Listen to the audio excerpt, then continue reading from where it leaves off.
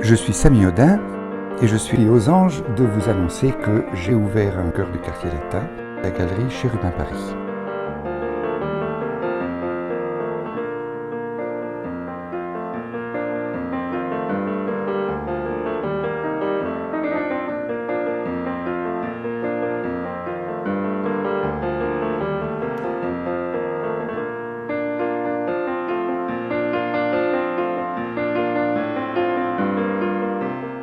Pourquoi donc vouloir rebondir avec l'ouverture d'une galerie antiquaire ?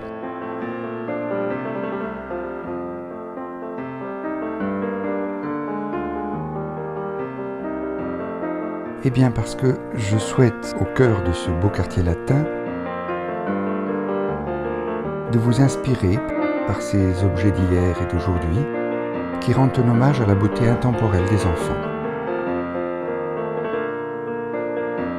Toute œuvre d'art à l'image enfantine me charme, me fait rêver,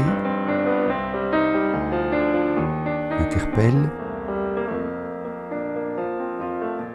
Les angelots, les chérubins, les poutres et les faunes, mais aussi les portraits de nos ancêtres, les peintures, les dessins, les photos, les illustrations, les jouets, les poupées, etc.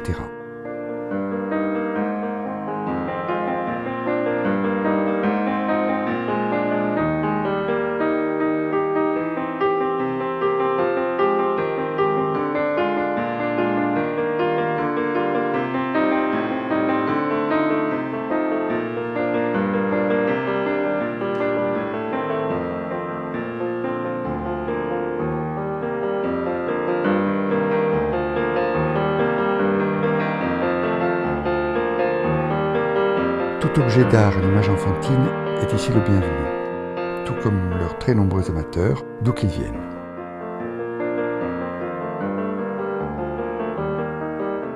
Venez donc découvrir mes trésors et peut-être venez aussi me proposer les vôtres.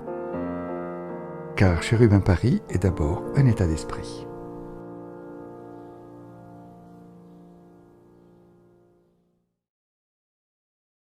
Bienvenue chez Chérubin Paris.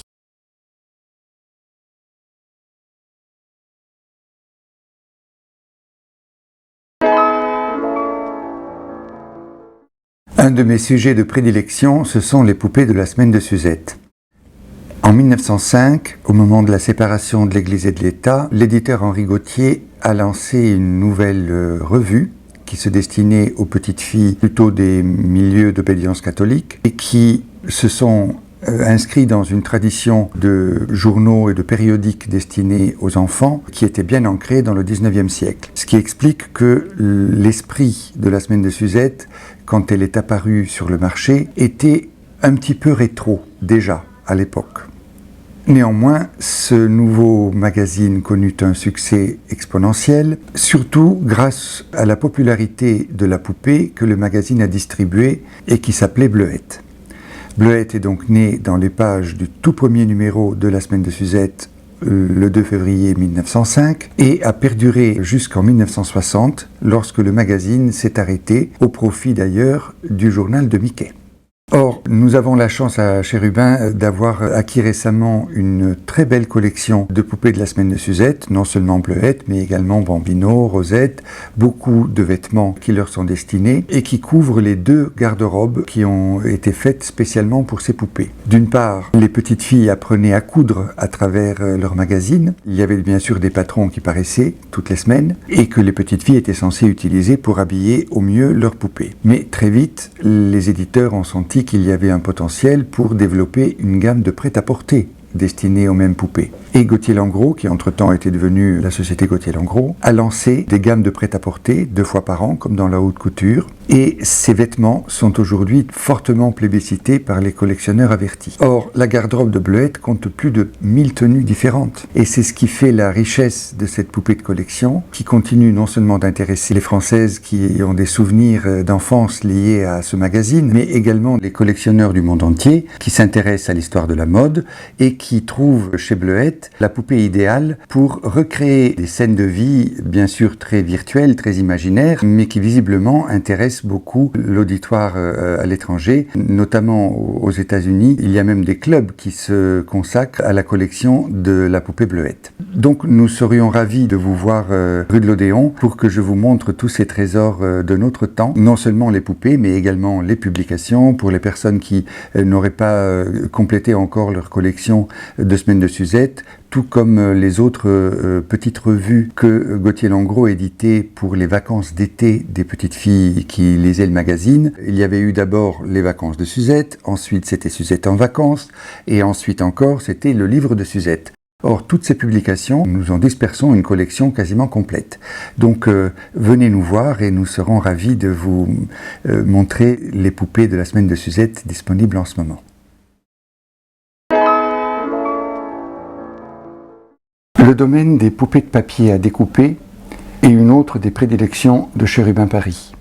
Au fil des années, j'ai eu la chance d'avoir un papa qui a commencé à les collectionner quand il était enfant. En fait, dès son enfance, il s'est intéressé à ce genre d'objets utilitaires qui, en même temps, a vraiment généré des souvenirs dans quasiment les enfants de toutes les générations jusqu'à la mienne. J'ai joué avec les poupées en papier dans les années 70. Or, les poupées de papier demandent vraiment une spécificité, ou en tout cas un engagement de longue haleine, puisqu'il est important de savoir quand on les traite en tant qu'antiquaires, jusqu'à quel point elles sont complètes, savoir qui en sont les éditeurs, à quelle période elles ont été diffusées. C'est donc un domaine encore plus pointu que celui de la poupée en général, et je sais que nous ne sommes pas très nombreux à avoir les connaissances et la passion pour le faire avec sérieux. Or, il s'avère que les poupées de papier, quelle que soit leur époque, évoquent des souvenirs souvent très intimes, encore plus que celles des poupées en 3 dimensions, puisqu'on les garde beaucoup plus difficilement au fil du temps.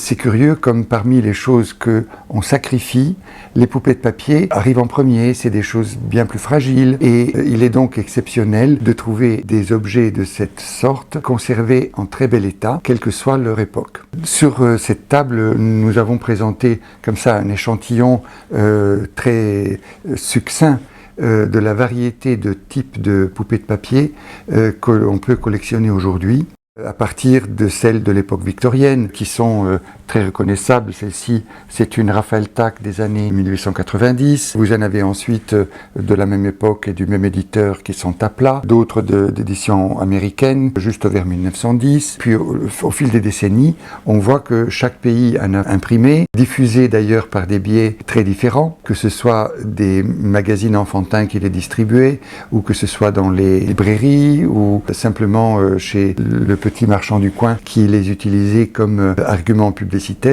La grande variété des moyens de diffusion des poupées de papier font qu'on peut les étudier à elles toutes seules comme un sujet passionnant. Donc pour celles et ceux qui sont toujours intéressés par l'univers des poupées de papier, venez nous voir à Chérubin Paris, on en aura toujours en stock pour vous les montrer.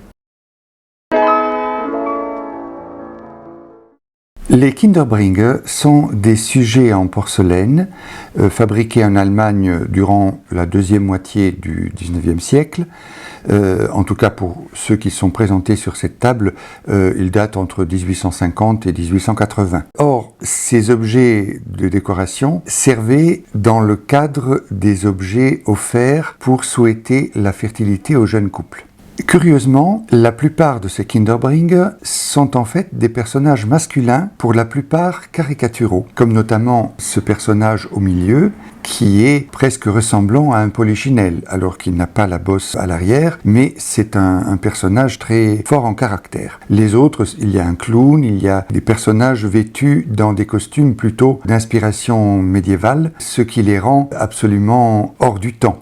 Il est certain que ce qui frappe dans ces Kinderbringer, c'est le nombre d'enfants qu'ils portent. Je n'en connais pas qui n'ait pas 4 enfants en lange, un peu dans les bras, un peu dans le dos. Ce sont donc des sujets, ce nombre de 4 avait peut-être une signification que nous ignorons aujourd'hui. Toujours est-il que c'est une constante dans ce type de production du 19e siècle. Or, il y avait d'autres objets qui étaient offerts également dans un but de fertilité, les boîtes de dragées qu'on offrait une fois que l'enfant était né, notamment ces très jolies boîtes richement décorées à l'intérieur desquelles on présentait des dragées. Ou alors, on pouvait également, avant que les bébés soient conçus, offrir de beaux objets en porcelaine, comme cet arbre au cœur, où des amours cueillent des fruits en forme de cœur pour les offrir donc aux amoureux afin qu'ils leur fassent de jolis bébés.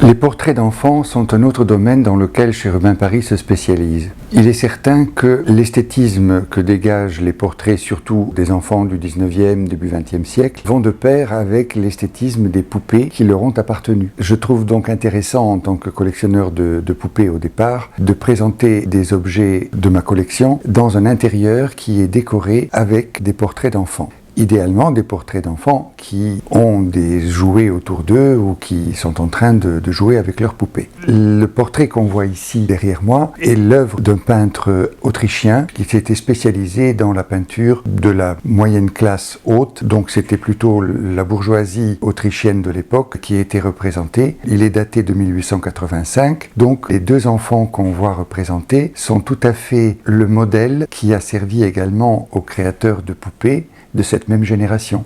On y retrouve cet esthétisme un peu sucré, très bien élevé, un peu contraint, mais qui correspond tout à fait à l'idée que nous nous faisons des poupées du 19e siècle. Quand on regarde la finesse dans l'exécution, les tissus, les coloris, la façon dont sont coupés les vêtements, tout cela est une mise en abîme de ce que nous apprécions déjà dans les bébés de cette époque. Il est certain qu'un bébé jumeau de 1885 ou un bébé Steiner, comme celui qui est présenté assis juste en dessous du tableau, qui date vraiment de cette époque, sont en relation avec ce type de tableau que je me plais à rechercher pour Cherubin et dont je continue d'enrichir également mon intérieur personnel. Chers amis de Cherubin-Paris, je vous remercie pour votre attention et vous attends avec impatience au 7 rue de l'Odéon dans le 6e arrondissement à Paris.